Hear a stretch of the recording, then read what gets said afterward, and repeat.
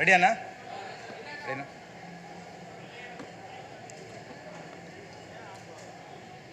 போலாமாண்ணா? யா, ஒரு மிகப்பெரிய மகிழ்ச்சியான உணர்வில் உண்மையிலே நான் இருக்கேன்.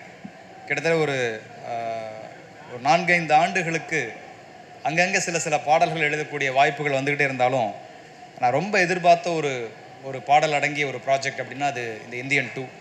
ஸோ சங்கர் சாரோட தொடர்ந்து அவருடைய பாய்ஸ் படத்திலிருந்து அதுக்கப்புறம் சிவாஜி, அதுக்கப்புறம் ரோபோ, எந்திரன், நண்பன் அப்படின்னு எல்லா படங்களையும் அவர் வந்து எனக்கு தொடர்ந்து வாய்ப்பு கொடுத்துட்டே இருந்தார். அதில் ஒவ்வொரு பாடலுமே என்னை ஒரு அடுத்த கட்ட உயரத்துக்கு அதை அழைச்சிட்டு போயிட்டே இருந்தது. இருந்தாலும் இந்த பர்டிகுலராக இந்த இந்தியன் 2, அதுவும் இப்போ ரிலீஸ் ஆன அந்த ஃபஸ்ட்டு சிங்கிள் பாரா அப்படிங்கிற அந்த பாடல் நாங்கள் நல்ல ஒரு பெரிய வெற்றி அடையும்னு நினச்சோம். ஆனால் அதையெல்லாம் தாண்டி ஒரு உலக தமிழ் மக்களால் மிகப்பெரிய அளவில் ஒரு கொண்டாடப்படுகிற வரிகள் கொண்ட ஒரு பாடலாக என்னுடைய பாடல் பயணத்தில் ஒரு பெரிய ஊக்குவிப்பாக, இன்னும் ரொம்ப வெளிப்படையாக சொல்லணுன்னா இது என்னுடைய செகண்ட் இன்னிங்ஸை ஸ்டார்ட் பண்ணுற ஒரு பாட்டாக இந்த பாரா அமைஞ்சிருந்தது. ஸோ அப்படிப்பட்ட ஒரு பெரிய வெற்றி வாய்ப்பை கொடுத்த டைரக்டர் சங்கர் சாருக்கும் மற்றும் அத்தனை டீம் எல்லாருக்குமே என்னுடைய மனப்பூர்வமான நன்றிகளை தெரிவிச்சுக்கிறேன். இவ்வளவு பெரிய ஒரு அங்கீகாரத்தை கொடுத்த அந்த அத்தனை உலக தமிழ் நெஞ்சங்களுக்கும், வரிகளை ரசித்து பாராட்டுகளை குவித்த அத்தனை நண்பர்களுக்கும் என்னுடைய மனப்பூர்வமான நன்றி. வணக்கம்.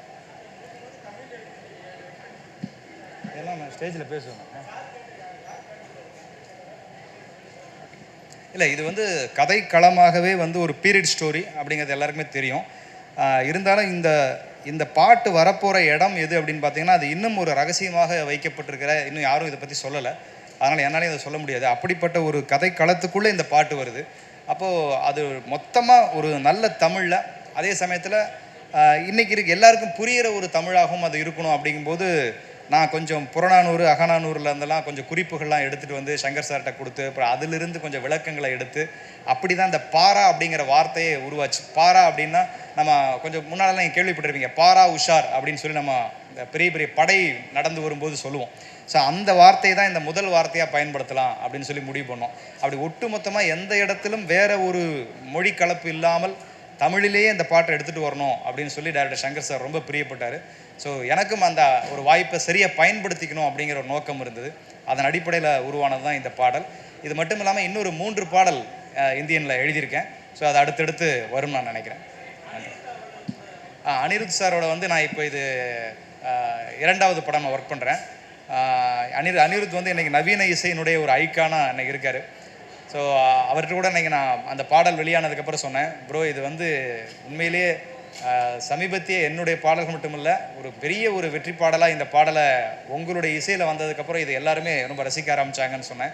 முதல் டியூன் கொடுத்தும் போதே இது வந்து ஒரு கூஸ் பம்ப்ஸ் ஏற்படுத்துகிற, மெய் சிலிர்க்க வைக்கக்கூடிய ஒரு டியூனாக இந்த டியூனை நான் அவருடைய ஸ்டுடியோவில் கேட்டேன். ஸோ அந்த டியூனுக்கு மெருகேற்றக்கூடிய வகையில் நாங்களும் அதுக்கு நிறைய உழைச்சி அந்த வரிகளை செதுக்கி கொடுத்தோம். அது அவருடைய குரலில் கேட்கும்போது அவ்வளோ ஒரு அனல் பறந்த ஒரு குரலாக அந்த குரல், அனிருத்துடைய குரல் வெளிப்பட்டது. ஸோ அனிருத்துக்கு பெரிய நன்றி.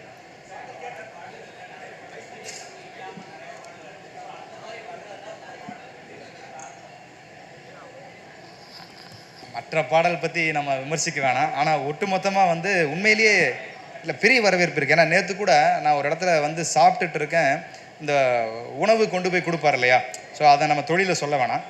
அப்படி ஒரு நபர் வேர்த்து விறுவிறுத்து வர்றாரு. சத்தியமாக அது நடந்த உண்மை. வேர்த்து விறுவிறுத்து அவருடைய பொட்டலங்களை எடுத்துகிட்டு போகிறாரு. திரும்பி என்னை பார்க்குறாரு. பார்த்துட்டு அங்கேருந்து சார் அப்படின்னு அவர் கண்களில் வந்து அந்த ஈரம் தணிச்சுது. சார் அற்புதமான தமிழ் வரி சார், தயவு செஞ்சு நிறைய எழுதுங்க சார், ப்ளீஸ் சார் அப்படின்னு சொல்லிட்டு போனார். அது எனக்கு வந்து ஒரு பெரிய ஏதோ தேசிய விருது தொட்ட மாதிரி இருந்தது. அவர் அந்த ஒரு உழைக்கும் வர்க்கத்தை சார்ந்த ஒரு மனிதன் அந்த ஒரு தமிழ் வரியை கொண்டாடின விஷயம் ரொம்ப மகிழ்ச்சியான ஒரு தருணமாக இருந்துச்சு.